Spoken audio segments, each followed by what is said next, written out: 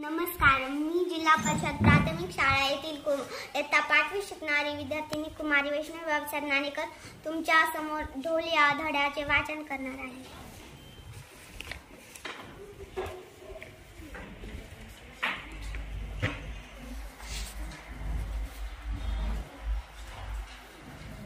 सातपुड्याच्या परिसरातील कंदमुळे, फळे, पाना फुलांनी बहरलेले घनदाट जंगल. त्या जंगलात आदिवासी लोक राहायचे. निसर्गाच्या सानिध्यात राहून निसर्गाचे नियम पाळून आदिवासी आपले जीवन जगत होते. अशा या आदिवासींच्या होळीला सुमारे 800 वर्षाचा इतिहास आहे.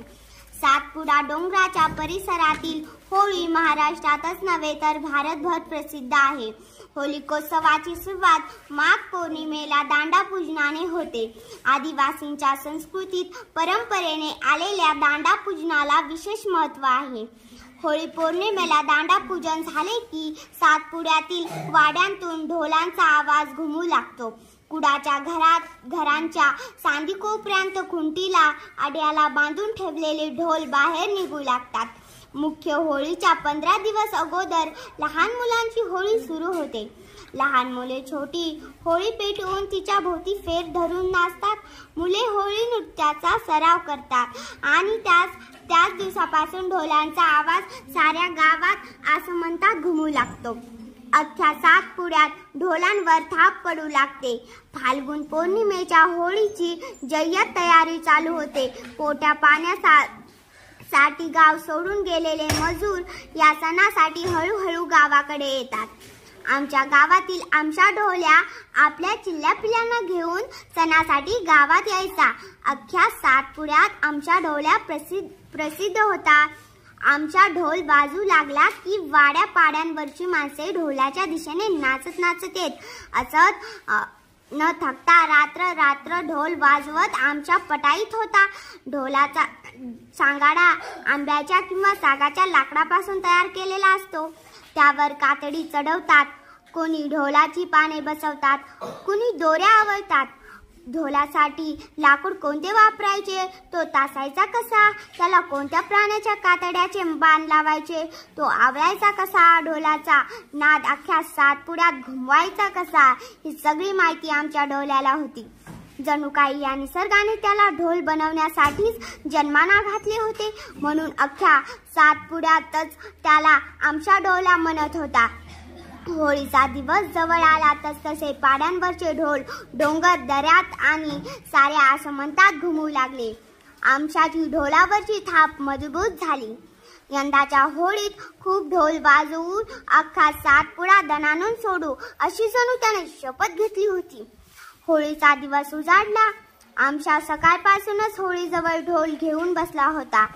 हळूहळू त्याने ढोलावर थाप मारायला सुरुवात केली. गावातील स्त्री पुरुष पोरे बाळे ढोलाच्या दिशेने येऊ लागली. नकळतच नाचाला सुरुवात झाली. सर्वजण एकमेकांच्या हात धरून बेधुंदपणे नाचत होते. आमच्या मोठा रंगात येऊन ढोल वाजवत होता. बघता बघता लहान सहान थोर मोठ्यांनीही आमच्याच्या भोवती रिंगण धरले. नाचाच्या चाली बदलत तहानभूक विसरून सर्वजण ढोलाभोवती नाचू लागले. नाच रंगात येता येता रात्र केव्हा झाली ते समजलेही नाही. पेटत्या होळीच्या भोवती पुन्हा नाच सुरू झाला. ढोलाचा वेग वाढला तसे नाचणारेही बेधुंद झाले आणि होळी जसजशी विझू लागली तसतसा ढोलाचा वेगही मंदावू लागला. आमच्याची ढोलावरची थाप एकदम मंदावली. तसा नाच एकदम थांबला.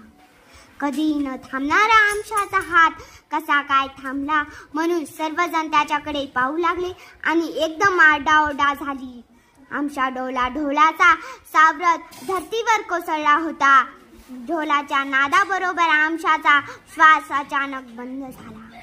रानावनांतील पाना फुलांनी पळसा फुलांनी आमच्याची डोली सजू लागली. सजवलेल्या डोलीत आमच्या निवांत झोपला होता. पण त्याच्या ढोलाच्या आवाजाने प्रतिध्वनी सातपुड्याच्या रंगांतून घुमत होते. अख्खा गाव डोलीभोवती दुःख गिळत बसला होता. जंगल्या भगत डोलीजवळ आला. त्याने कथा लावली. आपण या निसर्गातील एक जीव, प्रत्येकाला जन्म आणि मरण निसर्गच देतो. झाड जन्माला येते आणि एक दिवस मरते, म्हणून इतर झाडे दुःखद करत बसत नाहीत. निसर्ग चक्र थांबत नाही. प्राणी पक्ष्यांच्याही तसेच. माणूस निसर्गातला एक क्षुल्लक जीव. जंगल्या भगत पुढे बोलू लागला. आमच्या जन्माला आला होता तर त्याला मरण अटळ. आता उद्या त्याला सागाच्या झाडाखाली खोल खड्ड्यात गाडले जाईल. त्याचा देह मातीचा, त्याची मातीच होईल. तिथे एखादी सागाची बी त्या मातीत रुजेल. त्याचं झाड होईल मोठं सागाचं झाड. त्याचा कोणीतरी ढोल बनवल. तो ढोल पुन्हा वाजू लागेल. ढोलाच्या रूपाने आमच्या आपल्यातच राहील. डोंगर दऱ्यांतून नाद, लय आणि स्वर घुमू लागतील. आमचा ढोल पुन्हा वाजू लागेल. सकाळ झाली होती व सूर्यानेही आमच्याचे अखेरचे दर्शन घेतले होते. धन्यवाद. धन्यवाद.